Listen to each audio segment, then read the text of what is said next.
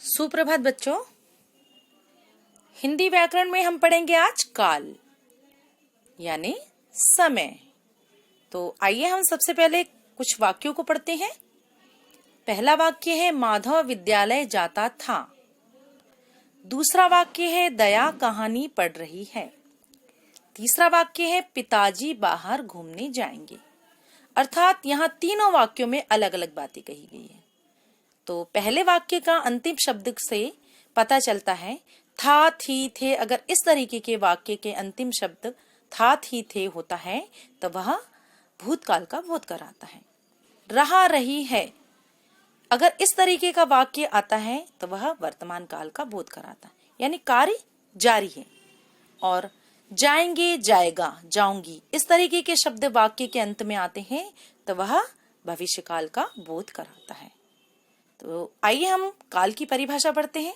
क्रिया के जिस रूप से कार्य के होने या करने के समय का पता चले उसे काल कहते हैं। अब हम काल के भेद जानते हैं। सबसे पहला है भूतकाल यानी पास्ट टेंस। दूसरा है वर्तमान काल यानी प्रेजेंट टेंस। और तीसरा है भविष्य काल यानी फ्यूचर टेंस। तो सबसे पहले हम भूतकाल की परिभाषा जानते हैं। क्रिया के जिस रूप से कार्य के बीते हुए समय में पूरा होने का पता चलता है उसे भूतकाल कहते हैं। जैसे यहाँ पर कुछ उदाहरण दिए गए हैं। पहला है दादी जी ने मंदिर में पूजा की थी। दूसरा है रसोइया भोजन बना चुका था। और तीसरा है रेलगाड़ी रुक गई थी।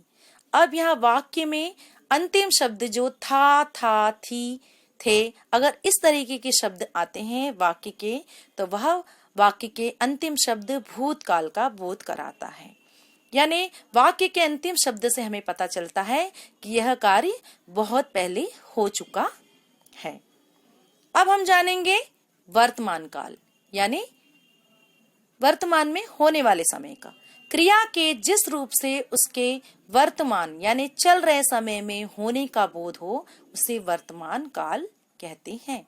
जैसे उदाहरण के तौर पर यहाँ पर कुछ वाक्य दिए गए हैं। पहला वाक्य है माँ कपड़े धो रही है। दूसरा वाक्य है ममता सफाई कर रही है। तीसरा वाक्य है पिताजी चाय पी रहे हैं। अब यहाँ वाक्य के अंतिम शब्द से पता चलता है रही है रहे हैं। इन तीनों वाक्य के अंतिम शब्द से पता चलता है कि यह कार्य अभी चल रहा है, यानी उस समय में होने वाला हो रहा है जो कार्य उसे वर्तमान काल कहते हैं। अब तीसरा है भविष्यत काल यानी क्रिया के जिस रूप से कार्य के आने वाले समय में होने का पता चलता है उसे भविष्यत काल कहते हैं। इसके कुछ उदाहरण दिए गए हैं। पहला उदाहरण है हम कल हवा महल देखने जाएंगे। दूसरा है वसुधा संगीत समारोह में भाग लेगी। और भी वाक्य हम इसमें जोड़ सकते हैं। मैं शाम को बाजार जाऊंगी। मैं कल विद्यालय जाऊंगी। तो इस प्रकार के वाक्यों से पता चलता है, वाक्य के अंतिम शब्दों से पता चलता है कि यह कार्य आने वाले समय में होने वाला है। तो काल किसे कहते हैं और काल के कितने भेद होते हैं यह आपने जाना। पहला है भूतकाल, वर्तमान काल और भविष्य काल। काल के 3 भेद होते हैं, यह आपने अच्छे से जान लिया। धन्यवाद।